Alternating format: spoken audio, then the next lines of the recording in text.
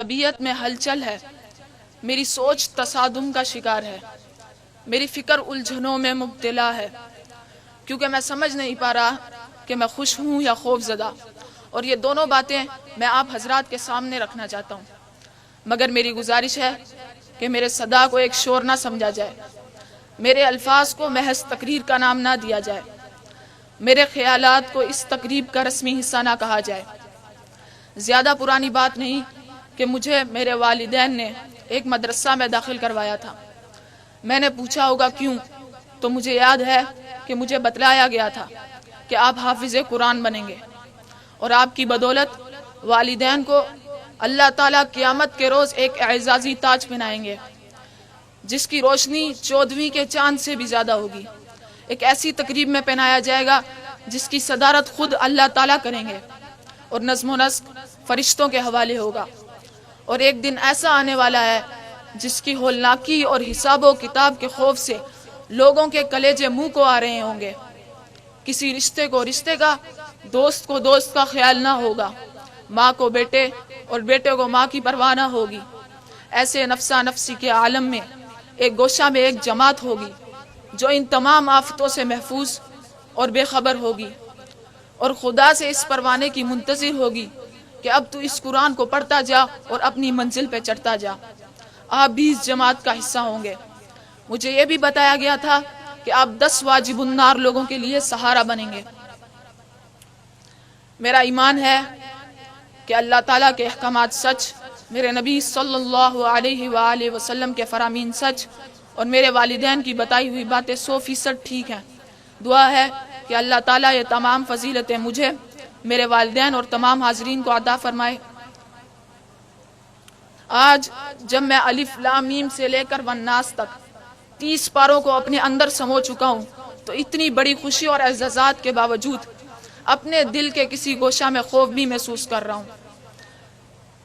خوف اس بات کا کہ جب میں اپنے ہم عمروں میں بیٹھوں گا اور مجھے ان جیسی انگریزی بولنی نہیں آئے گی تو مجھے وقت ضائع کرنے کا طعنہ دیا جائے گا۔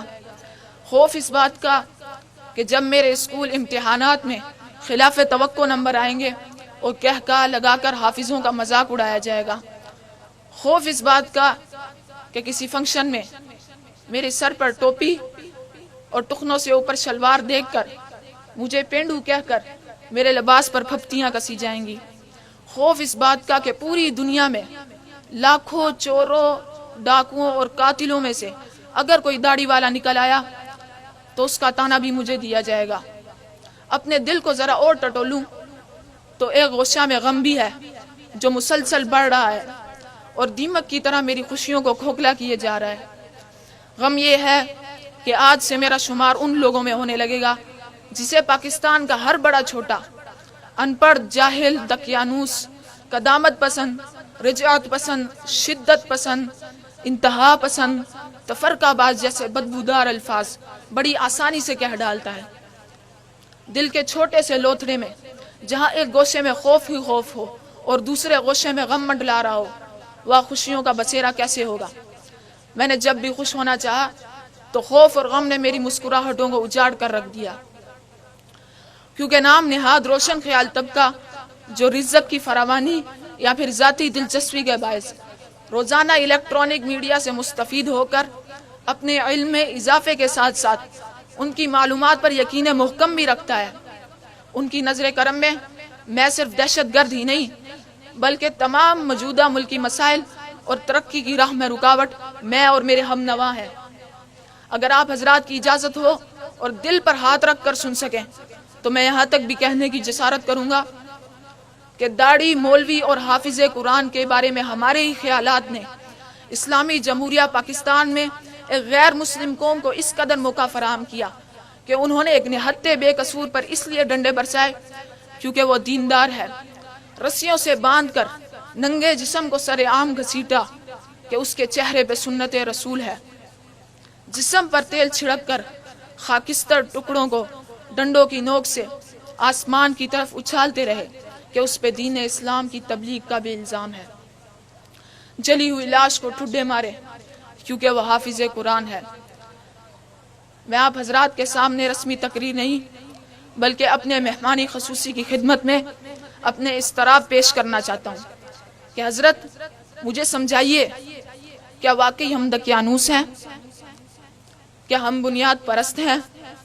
کیا شلوار ٹخنوں سے اوپر رکھنا قدامت پسندی ہے؟ کیا سر پر ٹوپی اسلامی لباس کا حصہ نہیں؟ اگر کسی مجرم کی داڑھی ہو تو اس کا تانے کا حقدار بھی میں ہوں؟ کیا دینی تعلیم کے بعد نام نہاد روشن خیالوں کو چھٹی حس کے ذریعے ہمارے جسم میں کوئی رد و بدل نظر آتا ہے؟ اگر میں سنت کے مطابق لباس پہنوں تو کیا انگریزی لباس میں ملبوس میرے نبی کی لباس کی تحقیر و تصحیح کر سکتے ہیں؟ اگر میں انگریزی کے 4 لفظ نہ بول سکوں تو کیا اعلی اخلاق میرے مسلمان بھائیوں کو اجازت دیتے ہیں کہ وہ قرآن کو مورد الزام ٹھہرائیں؟ کیا قرآن کی دولت کسی دولت سے کم ہے؟ وعلیکم السلام۔